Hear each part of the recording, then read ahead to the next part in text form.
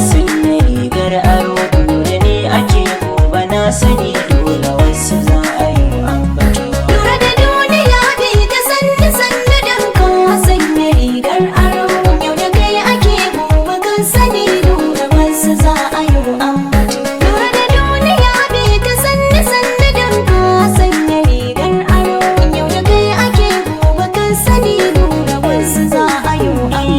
Allah ƙadiran alaman ya sha'u ne yau da gobe sarkin dare, yadda ka so hakan ake kabuwa ya mulkin ka ba a yi mai kure. Ka zubo ruwan sama ya sauka duniya ne imar kawa zai tare, da ka aje ni kai ka aza ni kare ni kar da in gangaro. Lura da duniya bi ta sanni sanni don ka sanya rigar aro, yau da kai ake gobe kan sani dole wasu za a yi ambato. Duka abin da ya yi farko yana da ƙarshe a duniya na sani, kaga idan lokaci ya zo kowa ana yi mai sansani.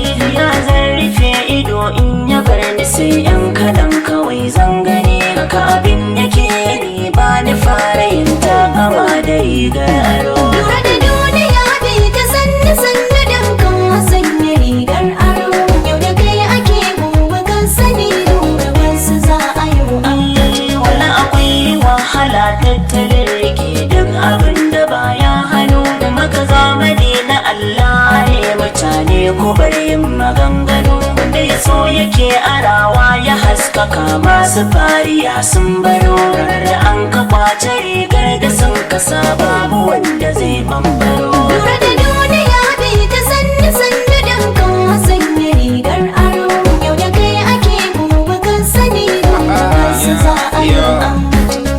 I'm the Billy of the eye, all say Billy. I'm the Billy of the eye, all say Billy.